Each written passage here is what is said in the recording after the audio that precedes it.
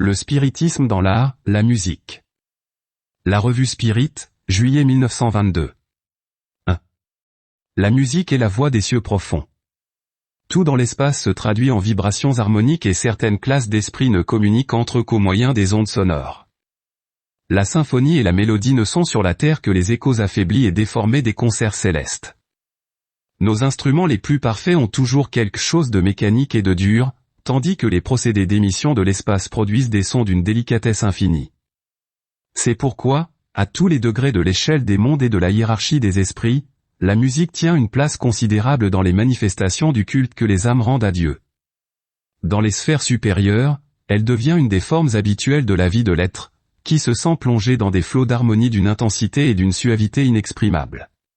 Lors des grandes fêtes de l'espace, nous disent nos guides spirituels, lorsque les âmes s'unissent par millions pour rendre hommage au Créateur, dans le rayonnement de leur foi et de leur amour, il s'échappe d'elles des effluves, des radiations lumineuses, qui se colorent de teintes fondues et se changent en vibrations mélodieuses.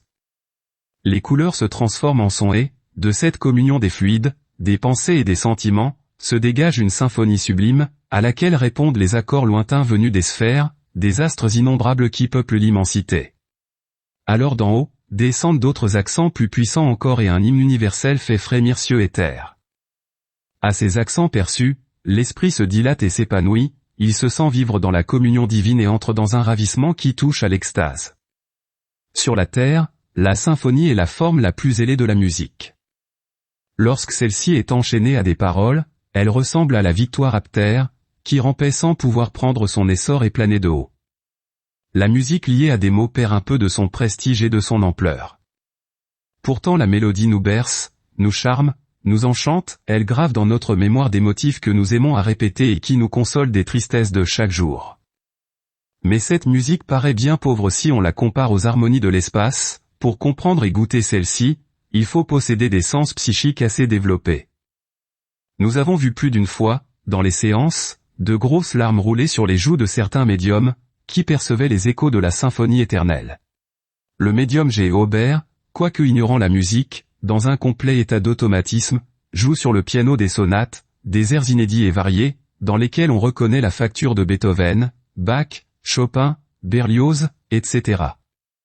La plupart des compositeurs célèbres attestent même qu'ils entendent dans leurs heures de recueillement, des voix, des sons, qui ne proviennent pas de la terre. Observation, voir dans l'invisible, spiritisme et médiumnité, chapitre 14. Pendant les séances célèbres données par Jesse Sheffard, médium écossais, dans toutes les grandes capitales et devant plusieurs cours souveraines, de même que dans celle du docteur San Angelo, à Rome, on entendait des chœurs célestes et les accords de nombreux instruments invisibles. Des solis permettaient de reconnaître les voix des chanteurs ou cantatrices défunts. Madame de Konig-Nierstrass raconte une de ces séances, dans les termes suivants.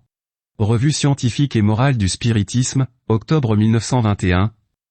p. 303, Gilles Sheffard a logé chez moi, à La Haye, environ 6 semaines. Un soir, quelques amis et moi étions réunis. Le médium s'étant levé en demi-transe, se mit au piano. Des rapignes, coups frappés, retentirent de tous côtés, des lumières voltigeaient dans la chambre comme des papillons. Soudain des voix d'hommes et de femmes emplirent l'air.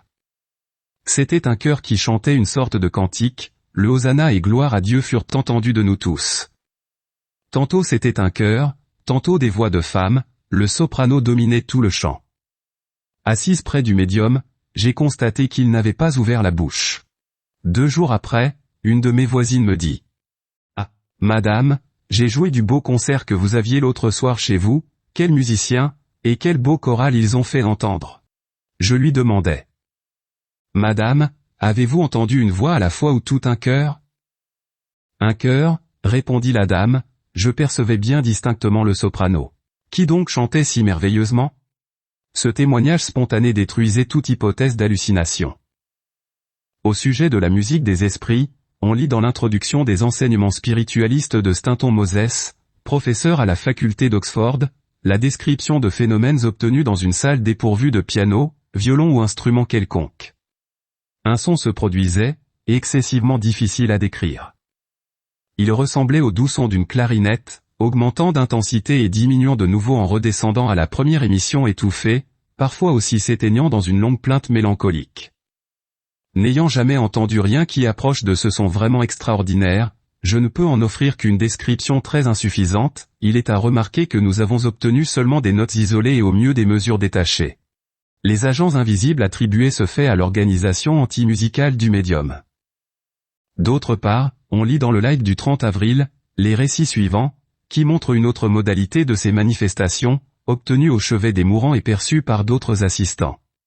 Bien des livres ont été écrits sur les visions des mourants et les événements supernormaux observés au moment de la mort. Parmi les cas les plus intéressants, on peut citer celui du petit captif du temple, Louis XVII.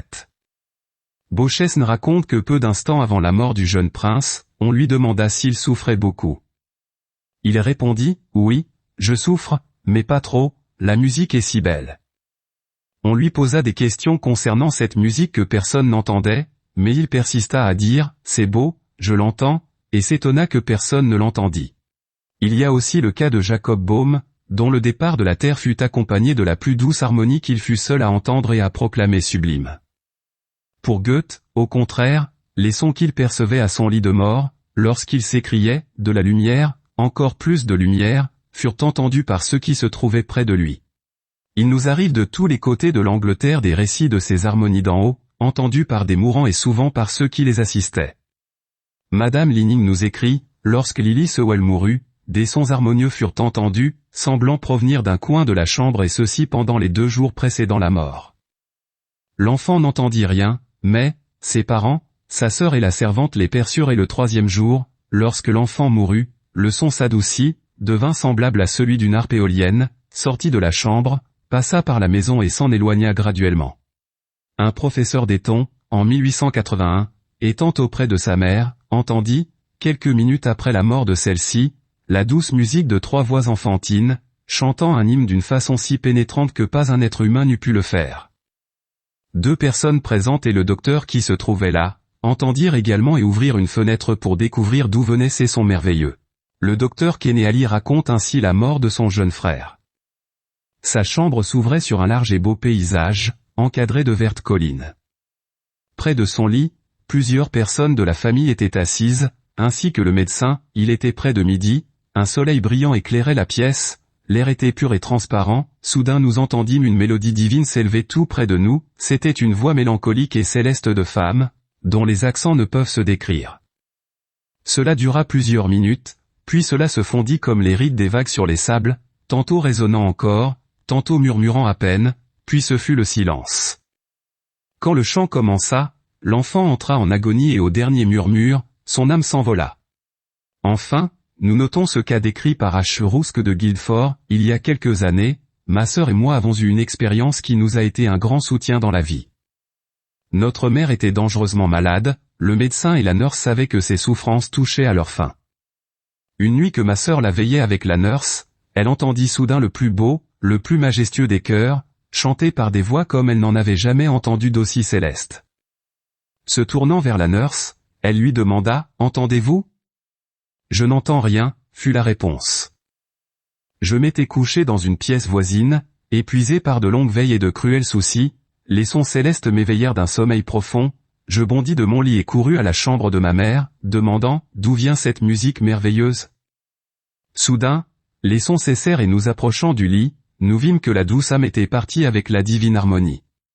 On le voit par les faits qui précèdent et comme l'établissent les leçons de l'esthète, la puissance des vibrations sonores se révèle sous 1000 formes. À mesure que l'homme pénètre plus avant dans la connaissance de l'univers et de sa structure intime, la loi qui le régit et qui est celle de l'harmonie musicale lui apparaît dans son principe, ainsi que dans ses merveilleux effets.